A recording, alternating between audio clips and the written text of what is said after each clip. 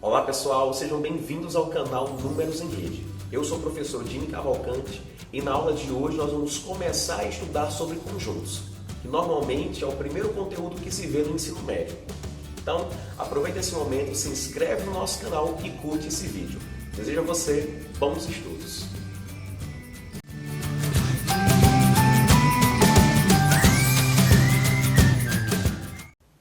Eu quero começar essa aula respondendo a uma pergunta. O que é conjunto? Bom, a ideia de conjunto é bastante primitiva, mas é de fundamental importância para a matemática, porque é a partir dessa noção, dessa ideia, que podem ser expressos todos os demais conceitos matemáticos. A teoria dos conjuntos foi elaborada pelo matemático George Cantor, um homem que nasceu na Rússia, mas que viveu a maior parte da sua vida na Alemanha. Ele nasceu em 1845 e faleceu em 1918. Segundo Cantor, um conjunto é uma coleção de objetos que são bem definidos e distinguíveis. E a esses objetos nós denominamos elementos de um conjunto. É interessante como a noção de conjunto faz parte do nosso dia a dia, mesmo que a gente não perceba. Por exemplo, se você vai organizar o seu guarda-roupas, você vai separar as camisas em uma parte, você vai agrupar as calças em outra parte, as meias você vai colocar em uma outra parte.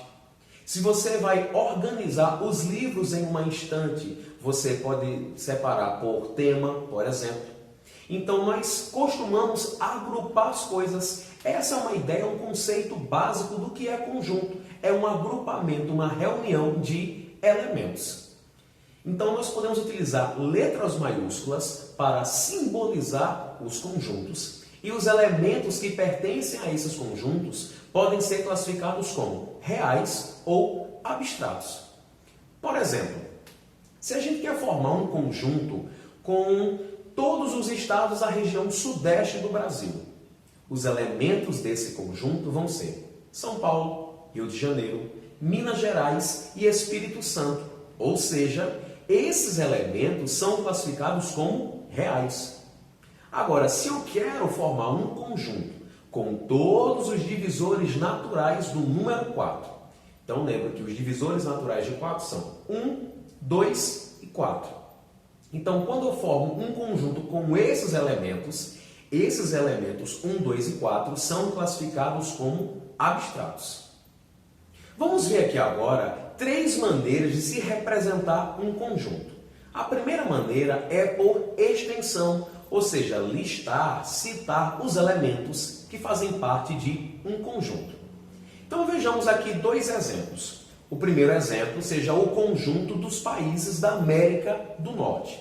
Então, escrevendo, representando esse conjunto por extensão, nós podemos fazer da seguinte maneira. Vamos chamar aqui de conjunto A. Lembrando, né, letra maiúscula para simbolizar, representar um conjunto. E nós vamos escrever, representar os elementos de um conjunto entre chaves, separado por vírgulas, separando os elementos por vírgula. Então, os elementos que fazem parte do conjunto A vão ser os elementos Estados Unidos, vírgula, Canadá, vírgula, México. Agora, num segundo exemplo, vamos pensar aqui num conjunto B que seja formado por todos os números ímpares positivos. Então, esse conjunto B tem como elementos o 1, o 3, o 5, o 7, 9, 11, reticências.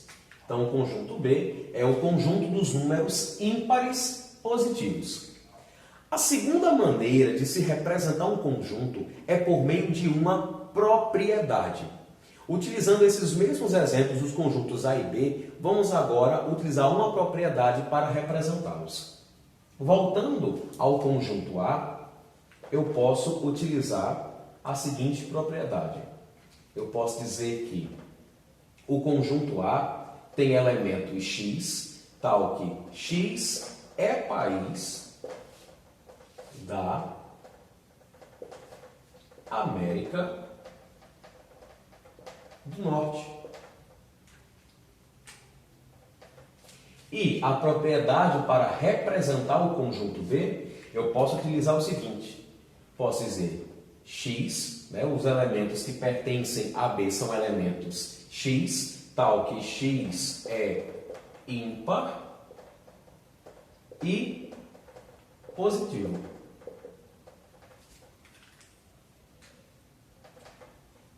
E a terceira maneira de se representar um conjunto que eu quero mencionar aqui é por meio de diagrama. O diagrama é uma linha fechada não entrelaçada. Então, ainda utilizando esses exemplos, esses conjuntos A e B, nós podemos representar da seguinte maneira. Conjunto A, com os elementos Estados Unidos, Canadá e México. E eu posso utilizar um diagrama também para representar o conjunto B. E aqui eu vou citar 1, 3, 5, 7, 9, 11, entre outros elementos. Ainda utilizando os exemplos aqui dos conjuntos A e B, eu quero falar agora sobre uma coisa chamada relações de pertinência. Ou seja, estabelecer, perceber, analisar se um elemento pertence ou não pertence a um determinado conjunto. Quando a gente vai estabelecer, né, uma relação de pertinência, nesse caso aqui, é fácil perceber que Estados Unidos é um elemento que pertence, ou seja, que faz parte ao conjunto A.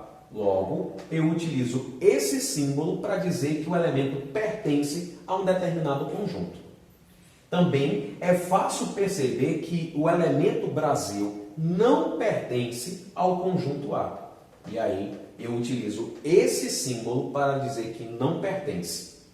É fácil perceber também que 3 é um elemento que pertence ao conjunto B, da mesma forma que 14, por ser um número par, não pertence ao conjunto B. Agora eu quero falar sobre igualdade de conjuntos.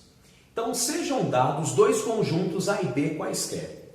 Se todo elemento do conjunto A pertencer ao conjunto B, e se ao mesmo tempo todo elemento de B pertencer ao conjunto A, nós podemos afirmar que A e B são iguais. Vejamos aqui um exemplo. Se nós tivermos um conjunto A formado pelos elementos A, B e C, e se nós tivermos um conjunto B com os elementos B, C, A, é fácil perceber que os elementos são os mesmos, são exatamente iguais. A diferença é apenas a ordem em que foram listados esses elementos. Mas independente da ordem em que esses elementos foram listados, eles são iguais, porque o elemento A, B e C estão nos conjuntos A e B ao mesmo tempo. Não existe nenhum outro elemento em A que não está em B e nem nenhum elemento em B que não está em A. Então aqui podemos afirmar que os conjuntos A e B são iguais. Vejamos ainda um outro exemplo. Se nós tivermos um conjunto C formado pelo elemento 2 e eu tiver um conjunto D representado pela seguinte propriedade: x tal que x mais 3 é igual a 5. Então, olha só.